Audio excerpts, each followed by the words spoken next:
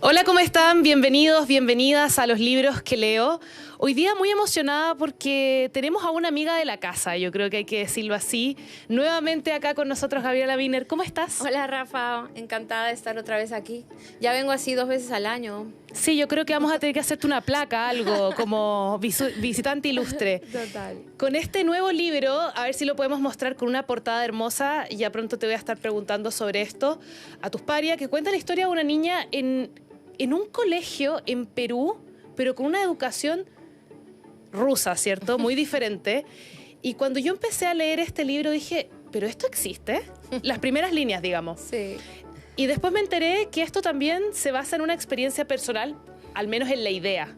Sí. Contémosle a la gente de qué se trata el libro y hablemos un poco también de esa experiencia. Claro. El libro es la historia política de una mujer, de una líder de la izquierda, desde su formación en una escuela muy particular hasta, digamos, su polémico final, por decir algo en algún... Bueno, como acaban los líderes de la izquierda, ya sabemos, pues Allende, Sí. gente.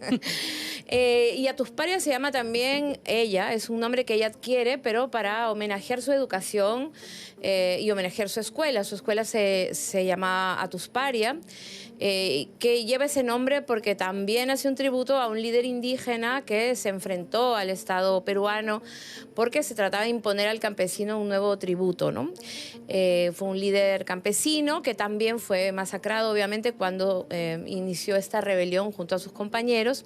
Y bueno, este colegio hacía una especie de fusión, y lo digo porque lo sé de primera mano, porque yo misma estudié en ese colegio, un colegio de los años 80, imagínate en esa Lima, en medio de una depresión económica terrible, Con mucho una desempleo, inflación pobreza bestial, con Sendero Luminoso activo, las Fuerzas Armadas represivas a más no poder, la población campesina entre dos fuegos. Y bueno, en esa época hubo un colegio, ¿no?, fundado por una serie de personas que habían estudiado en la Unión Soviética, peruanos, y que al volver fundaron este colegio que quería, pues, poner mucho énfasis en la educación científica, ¿no? Entonces, pues, se enseñaba ajedrez como una asignatura más. Bueno, había una formación soviética real.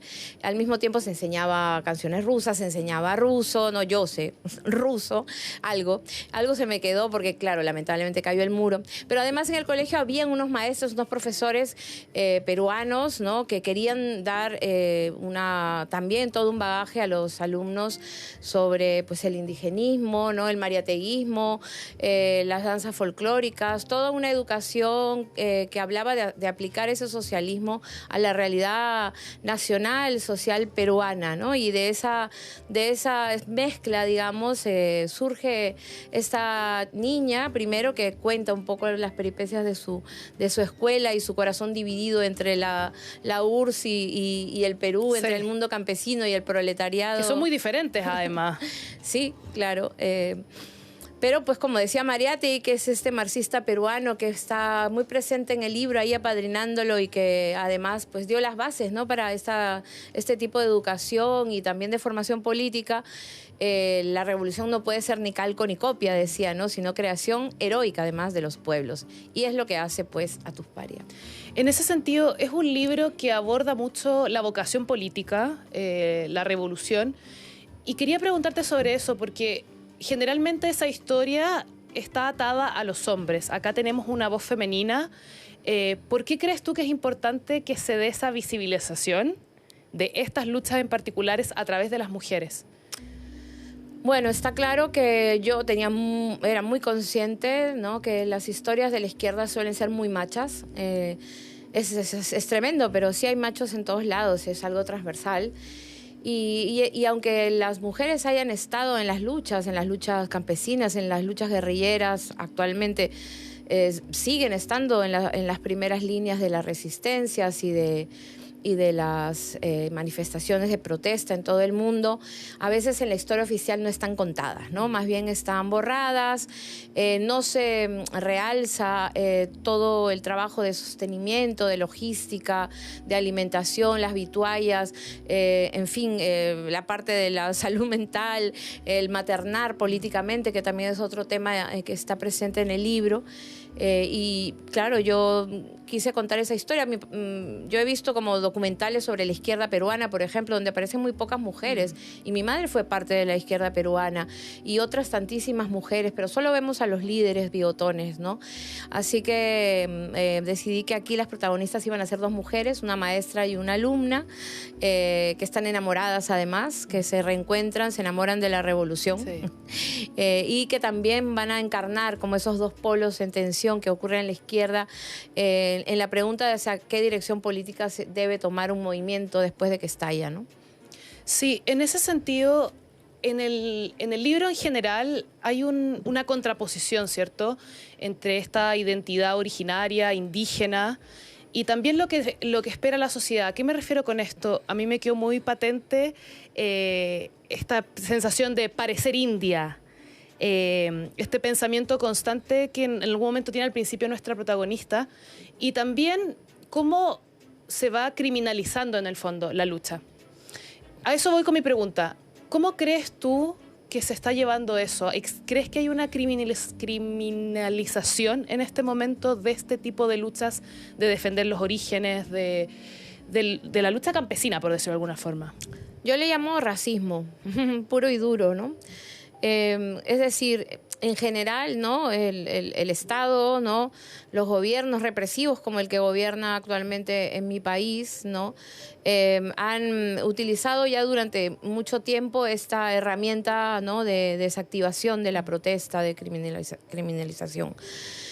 Ahí en el libro aparece una de estas herramientas, ¿no?, llamada el lawfare, ¿no?, que es el uso de la ley, ¿no?, de la propia democracia para subvertirse a sí misma, ¿no?, y terminar, ¿no?, con una denuncia y incluso la cárcel a los líderes que les parecen peligrosos. Esto se hace contra mujeres, esto se hace contra líderes indígenas, esto se hace contra políticos de izquierda, ¿no? Es un recurso frecuente actual en la actualidad de las derechas, de estados que tienen este perfil fascista, ¿no? Creo que en particular contra el campesinado, contra la población indígena y los pueblos originarios, ya no son herramientas tan sofisticadas. Ha sido siempre muy fácil acabar con ellos. De hecho, esa es una de las líneas argumentales y de las historias que están ahí latiendo en Atuspari, en mi novela, ¿no? Por eso se llama Atuspari, es el nombre de un líder indígena que fue masacrado por rebelarse, como Tupac Amaru, como Micaela Bastidas, como Rita Puma, que es otra de las grandes lideresas que aparecen ahí, que son normalmente borrados de la historia, que nos enseñan en los colegios. Pero también hablo de quienes están ahora mismo defendiendo en los territorios saqueados por el extractivismo multinacional, ¿no? Gente que se les llama defensores de la tierra hoy, que por un bosque, por defender una laguna también son acosados, perseguidos y asesinados, ¿no? Lo que pasó en los últimos tiempos en el Perú, hace un año nada más, hubo un levantamiento en el sur en el que está inspirado el levantamiento que ocurre en mi novela, en Puno, y a la dictadora actual, a Dina Balearte, no le tembló la mano en enviar ahí a la policía y asesinarlo, pero es que como hicieron con todos los líderes indígenas de la historia y con todos los que defendieron sus territorios de la colonización de estos lugares, ¿no? Es algo que está ocurriendo a todo nivel en el sur del mundo, al sur global, y que además tiene una vieja historia, ¿no? La historia desde la colonización. Es colonización lo que estamos viendo en Gaza, ¿no? Son territorios que quieren ser expropiados y son personas que con una identidad pretenden que se les extermine. Y pasa lo mismo en nuestras poblaciones originarias. Esto ocurrió hace 500 años, pero sigue pasando y en el Perú pasó, ¿no? Estas 60 personas asesinadas por un gobierno en la total impunidad, un gobierno que sigue en el poder. Y esa es una de las historias que además queda muy retratado por esta frase que aparece de Manuel Escorza en la novela, ¿no? Que en los Andes no hay 4 estaciones, sino 5: primavera, verano, otoño, invierno y masacre. Siempre lo resuelven de esa manera y les sale muy a cuenta. En ese sentido, bueno, falta todavía, pero no puedo dejar de preguntarte. 2026, elecciones, en este contexto, ¿cuáles son las expectativas? Terroríficas, como siempre. Creo que no ha habido ni margen ni espacio y han hecho muy bien su trabajo la derecha, el fujimorismo de mi país, para desactivar estos movimientos sociales, ¿no? También por eso creo que tenemos que ir desplegando otros mecanismos de resistencia, ¿no? A veces, bueno, escribir un libro, por ejemplo, visibilizar. que me permite hablar de estas realidades, ¿no? De un país que está ahora mismo pues tomado por una mafia, ¿no? Y que además, claro, no ha tenido ni tiempo, ni espacio, ni margen para construir una alternativa democrática. Además que la falta de garantías es total, ¿no? ¿Cómo se puede creer en este momento que van a respetar el voto popular si ya en las elecciones anteriores, ¿no? fue violado este derecho, ¿no? Y el presidente elegido está en la cárcel. Sin duda, Gabriela, los libros son una forma de visibilizar esto y a mí me llamó la atención porque yo he leído gran parte de lo que tú has escrito. Creo que esta es una forma diferente, es una Gabriela diferente y te quiero preguntar sobre eso. Sentí que era una novela muy, en el sentido de novela, con recursos de novela, con diferentes voces, diferentes registros. Me gustó verte en esto nuevo, pero que igual mantiene tu identidad. Quería preguntarte de esta nueva forma, cómo se gesta, ¿tienes ganas de seguir en esa línea? Sí, tengo ganas de seguir en esa línea, pero ya con otros temas. Quizá probar estas historias que eran más personales, relacionales, como pues de libros previos de los que he hablado contigo, pero introduciendo la ficción. Creo que sería divertido hacer. Pero se me van ocurriendo así en la entrevista el próximo libro que voy a hacer, porque todavía no lo tengo claro, pero sí me gustaría no hacer autoficción de nuevo por el momento. Este es un libro en el que quise probar otras cosas, por eso le llamo además mi gran novela rusa, por el tema ruso, pero también porque hay un guiño ahí, ¿no? Con el tema de estas grandes novelas que trataban como de contar todo, ¿no? Abarcar todo un territorio, una guerra, una familia, una saga. Que no es así, ¿no? Por eso te digo que simplemente es un chiste conmigo misma y que, bueno, lo lanzo ahí al mundo. También es un libro que quizá ya toma distancia de esa estética o poética anterior, porque quizá en Huaco Retrato había como ya, sentía que había cerrado un ciclo, pero que además la escena final de Huaco también como que abrió una compuerta, ¿no? de la invención, algo que yo me había negado a mí misma, en la que me había reconocido limitada y que luego dije, igual puedo hacerlo, no me ha salido tan mal, ¿no? Entonces, con ese ímpetu y con esa autoestima subida y gloriosa, me puse a escribir esta novela y, como tú dices, está como con muchos registros, varios tipos de textualidad, ¿no? Desde, no sé, el informe policial, hay un relato, hay juegos con el género periodístico, hay una primera persona, una tercera, un narrador omnisciente, ¿no? Entonces no permite ahí ya detectar ninguna Gabriela Wiener, protagonista, que lo abarca y se lo traga todo, ¿no? Hace un cameo por ahí bastante insignificante, pero no, la voz en primera persona es otra, ¿no? La niña a tus paria es otra, ¿no? De hecho, yo nunca he escrito como niña, digamos, porque eso sería también ya usar algo demasiado literario, ¿no? Y su maestra, ¿no? La Asunción, de la que hablo, la otra guerrillera, la combativa, también es una voz como muy, muy distinta, ¿no? A cualquier otro personaje que yo haya. Y bueno, es que está creada, ¿no?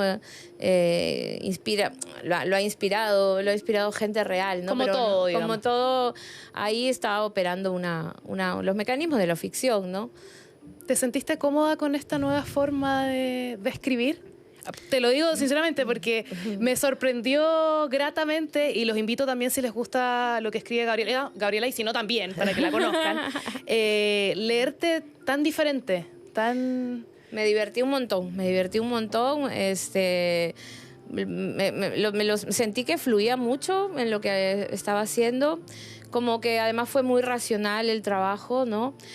Por momentos, ¿no? De construcción, de estructurar el libro, de ver cómo diferenciar las voces, los registros, pero hubo algunas partes en que era, no sé, como la parte de Asunción Gras, ¿no? Que es como un vómito, ¿no? Una carta de amor y desamor así bestial, ¿no?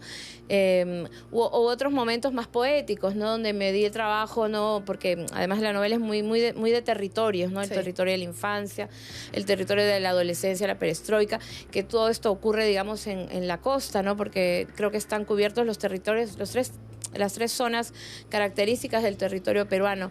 La selva, donde está la cárcel, donde ella está como padeciendo pues Muy actual además, porque algunos congresistas peruanos habían levantado este tema de poder reinstaurarla, digamos. Exacto, solamente que en este caso es como una distopía porque lo que se recrea es una cárcel del futuro que ya no es para hombres, sino para mujeres y para presas políticas, ¿no? Originalmente esta cárcel se llamó el CEPA, que es una cárcel en la Amazonía peruana, y esta se llama El Aire. Y ese espacio de la Amazonía y de la cárcel a la vez, o sea, de la selva, ¿no? Al aire libre, ¿no? Y al mismo tiempo la prisión y la claustrofobia, la aproveché para que sea un territorio muy lírico y muy como visionario, ¿no? Muy alucinado, ¿no? Como si fueran las visiones de la ayahuasca, un poco de ese tipo. Y la tercera parte ocurre en los Andes, ¿no? En los Andes, en el altiplano, al lado del lago Titicaca, que es un poco como la portada de la novela, ¿no? Como bailar la guerra, como dicen, ¿no? Porque también dicen como se zapatea, se lucha, ¿no? Y ahí están ellas dos, ¿no? Las dos chinas diablas travestidas como la Diablada, como la fiesta de la Candelaria en Puno, ¿no? Y cada una, como ves, lleva algo en la mano, una lleva la hoz y la otra el martillo de manera muy sutil, pero no están juntos, están separados, ¿no? Lo que refleja esa tragedia, ¿no? de las luchas, ¿no? Cuando están separadas no se logran, ¿no? La hoz y el martillo que simbolizan la unión del campesino y el obrero, ¿no? Y ahí está la tragedia de Atuspari, la tragedia de la izquierda. Todo dicho con cariño, siempre la autocrítica y con humor. Y mucho con humor. algo, sí, bueno, una mirada risueña creo que tengo a esos asuntos de las luchas intestinas dentro de los movimientos sociales, no solamente la izquierda, sino también los feminismos, etcétera, ¿no? Y eso está ahí contado. Y ahora que lo pienso, hay un territorio más, ¿no? El territorio del final del libro que ya pues se sale del Perú. Sí, bueno, pero eso no lo podemos contar. Ya, spoiler. Sí, se nos acaba el tiempo porque tienes una agenda muy ocupada, pero quiero darte los últimos minutos para que invitemos a la gente a leerte de nuevo, a reencontrarse con una Gabriela distinta. Bueno, vengan a reencontrarse con esta Gabriela que no, es la misma pero distinta, más roja, más luchadora. Quizá, bueno, una Gabriela que espera ser conocida más por su literatura, por lo que escribe, que por lo que vive, que ya, por cierto, se ha contado demasiado. Muchas gracias por estar de ti, nuevo acá. Rafa, qué bueno, gusto. y nos reencontramos yo creo que en un ratito, porque así ha sido la dinámica. Totalmente, pues en 2 meses te traigo otro libro, te lo prometo. Muy bien, me encanta. Con esto nos despedimos en Los Libros que Leo. Muchas gracias y ya nos vemos pronto. Los libros que leo.